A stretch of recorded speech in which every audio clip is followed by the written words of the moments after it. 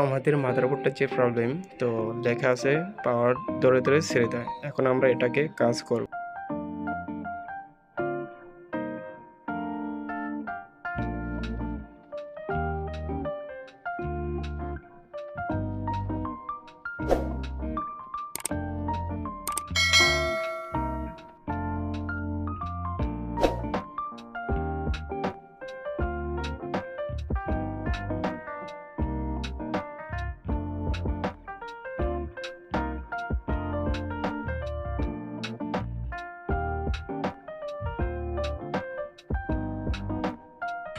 তো তারপর আমাদের র্যাম স্লটটা একটু পরিষ্কার করে নিচ্ছি।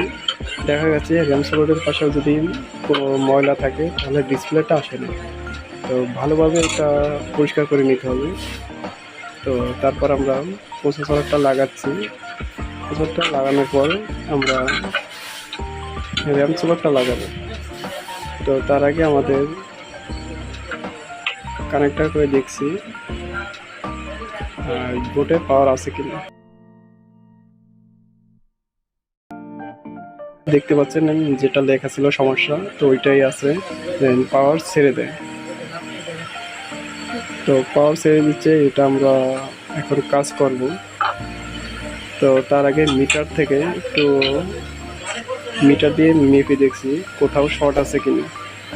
তো যার কারণে আমরা মিটারটা ব্যবহার করব।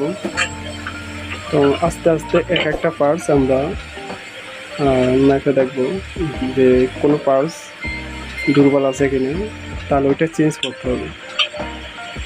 তো আমরা এক একটা মিটার মেপে দেখতেছি। আমাদের যে পাঁচটা তো প্রবলেম আপনারা সাথেই থাকুন, ভিডিওটা ফুল কন্টিনিউ করুন। এটাকে আমরা এখন চেঞ্জ করব।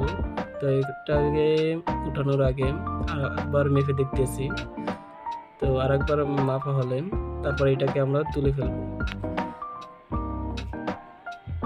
তো এটা তোলার জন্য হটগান থেকে গরম দিয়ে এটা আস্তে আস্তে স্প্লাগ দিয়ে আসন দিয়ে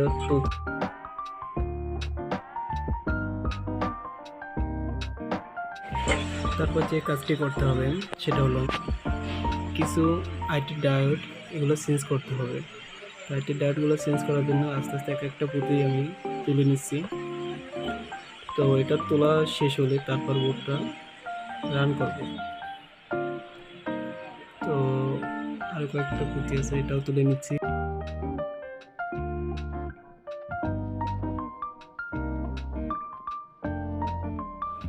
ডায়েটগুলো উঠানো হলে তারপর আমরা র্যাম স্লটটা লাগিয়ে নিব। তো সুন্দরভাবে র্যাম স্লটটা লাগাবেন যাতে র্যাম স্লটটা না ভাঙে। তো তারপর আমরা ভিজে বোর্ডটা লাগিয়ে নিচ্ছি। ডিসপ্লে দেখার জন্য আমরা ভিজে বোর্ডটা লাগিয়ে নিলাম। তো আপনার প্রসেসর ঠান্ডা করার জন্য আমরা কুলিং ফ্যানটা লাগিয়ে নিচ্ছি যাতে প্রসেসরটা না কেটে যায় গরম হয়ে। তো সুন্দরভাবে আমি লাগিয়ে নিচ্ছি এক একটা করে আস্তে আস্তে। তো তারপর আমরা বোর্ডটা রান করব।